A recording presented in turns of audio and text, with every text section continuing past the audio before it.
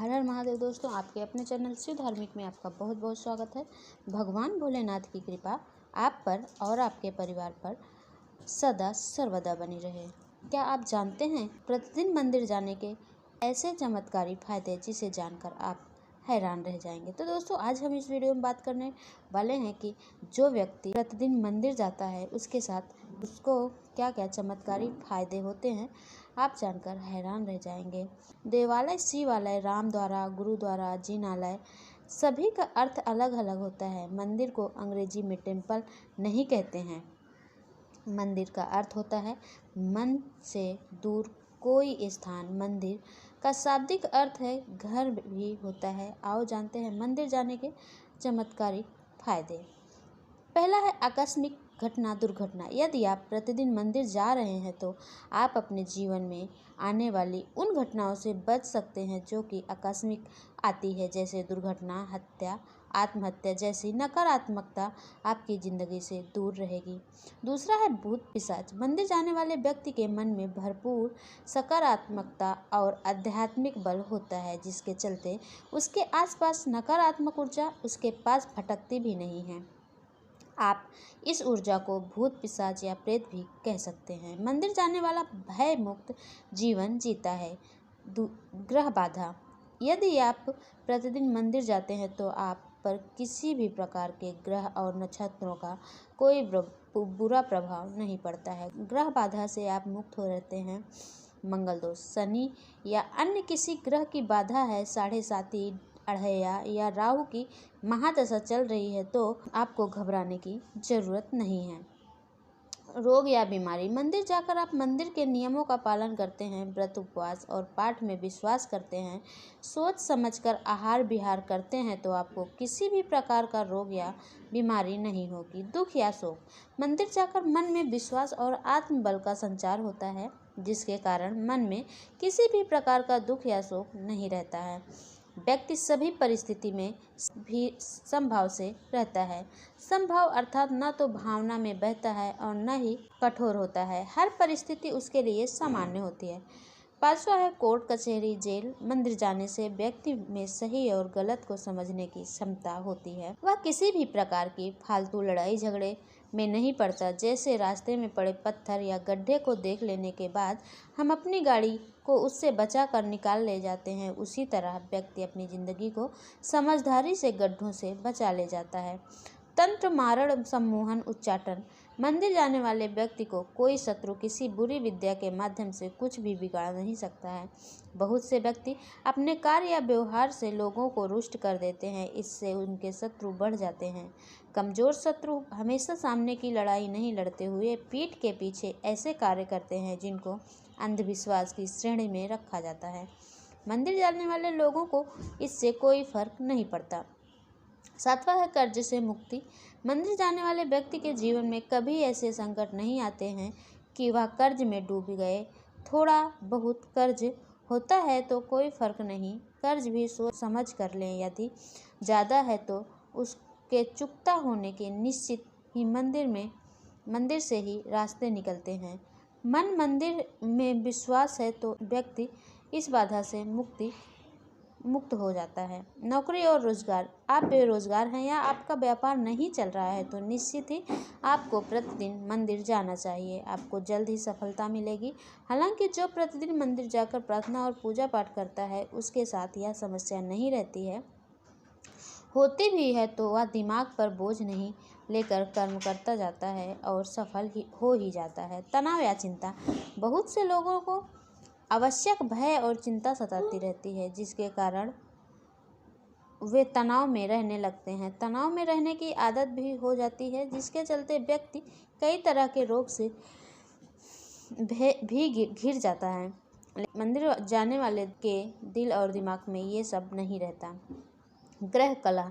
प्रतिदिन मंदिर जाने वाले में मन और मस्तिष्क में कलह या क्रोध नहीं होता। घर के दूसरे सदस्य यदि उससे झगड़ा करते हैं या घर में गृह कलेश हो रही है तो उसे समझदारी से हैंडल कर माहौल का खुशनुमा बना देता है। पैदल भ्रमण। प्रातःकाल पैदल ही मंदिर जाने से व्यापार भी होता है और हमें प्राणवायु भी अच्छे से प्राप्त होती है। प्रतिदिन सूर्य की धूप के स्पर्श से सेहत में सुधार होता है। घंटी की ध्वनि।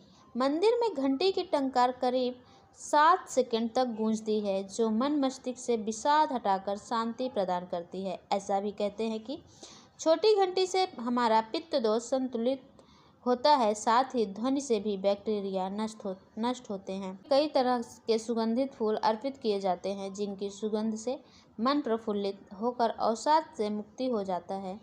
फूलों के विभिन्न रंग से अंतर्मन को शांति मिलती है। अगरबत्ती। मंदिर में कपूर और अगरबत्ती की सुगंध से एक ओर जहां मन और मस्तिष्क से नकारात्मक विचार हटा जाते हैं, वहीं हमारी रोग प्रतिरोधक क्षमता भी बढ़ती है।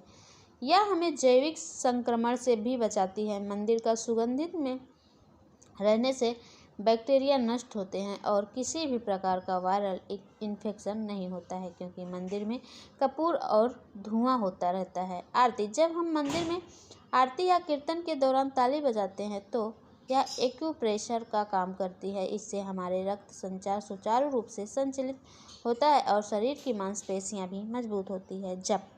आरती या चालीसा को जपने पढ़ने से हमारा वाणी दोष भी दूर होता है। ओम के उच्चारण से हमारा चित्त एकाग्र होता है। शंख। आरती के बाद शंख बजाया जाता है। श्रद्धालुओं के लिए बहुत सुखदायी और स्वास्थ्यवर्धक है। शंख बजाने वाले फेफड़े मजबूत होते हैं। जय घोष। आरती के बाद देव देवताओं, भारत माता आदि की जय घोष से आत्मविश्वास के साथ ही देशभक्ति जागृत होती है। इसी के साथ हर मंदिर में गौ रक्षा और गौ हत्या बंद होने करने का संकल्प भी लिया जाता है। ज्योति। आरती लेने से हमारी हथेली की कोशिकाओं को दिव्य ऊष्मा मिलती है और हमारे भीतर पल रहे सभी विषाणु और जीवाणु समाप्त हो जाते हैं। आँखों पर हथेलियाँ रखने से गर्माहट आँखों के पीछे की सूक्ष्म रक्तवाहिकाओं को खोल देती है और उनमें से ज़्यादा रक्त प्रवाहित होने लगता है, जिससे हमारी आँखों की ज्योति बढ़ती है। दंडवत। आरती के बाद नमस्कार और दंडवत प्रणाम करने से हमारे मन में विनम्रता और श्रद्धा का भाव जागृत होता है। अहंकार और घमंड का नाश होता है। चरणामृत। दर्शन, पूजा और आरती के बाद हमें तुलसी मिला चरणामृत, पंचामृत या प्रसाद मिलता है। यह चरणामृत पंचामृत हमारी सेहत के लिए बहुत ही फायदेमंद होता है। आयुर्वेद के मुताबिक यह चरणामृत हमारे शरीर के तीनों दोषों को संतुलित रखता है। चरणामृत के साथ दी गई तुलसी हम बिना चबाए निगल लेते हैं, जिससे हमारे सभी रोग ठीक हो जाते हैं। परिक्रमा। मंदिर में भगवान की परिक्रमा से जहाँ सेहत के लाभ मिलते हैं, वहीं यह धरती के गुरुत्वाकर्षण की शक्ति से जुड़कर हमारे शरीर के तनाव से निकल जाता है। इसी के साथ ही गुंबद और उसके कलश से प्रभावित हो रही ऊर्जा हमारे शरीर को प्रभावित कर सकारात्मक ऊर्जा प्रदान करती है। नग्न पैर। मंदिर भूमि को सकारात्मक ऊर्जा का क्षेत्र माना जाता है। यह ऊर्जा भक्तों में पैर के जरिए ही प्रवेश कर सकती है, इसलिए हम मंदिर के अंदर नंगे पांव जाते हैं। मनोकामना दोहराना। मंदिर में जाकर जब हम अपनी मनोकामना को बार बार दोहराते हैं तो हमें मंदिर की सकारात्मक ऊर्जा का साथ मिलता है और इससे प्रकृति सक्रिय होकर हमारी मनोकामना पूर्ण करने लग जाती है। वृक्ष।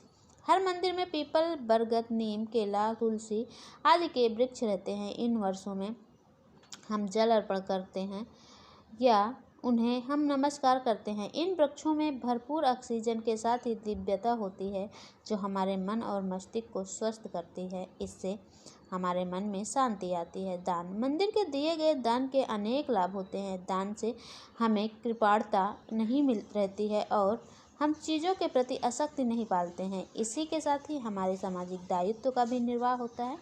सामाजिक प्रतिष्ठा। मंदिर जाने से हमारी सामाजिक प्रतिष्ठा बढ़ने के साथ ही जान पहचान भी बढ़ती है। तिथि त्यौहार की जानकारी। मंदिर जाने से हमें पंचांग और तीज त्योहारों की जानकारी भी मिलती है। ज्ञान बढ़ता है। मंदिर जाने से धार्मिक ज्ञान भी बढ़ता है, क्योंकि वहाँ पर गीता, वेद, उपनिषद आदि के बारे में जानकारी मिलती है।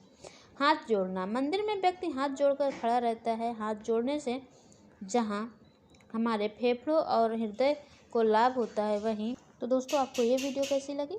वीडियो अच्छी लगी हो तो चैनल को लाइक, शेयर और सब्सक्राइब कर लें। मिलती हूँ अगले वीडियो में, तब तक के लिए नमस्कार।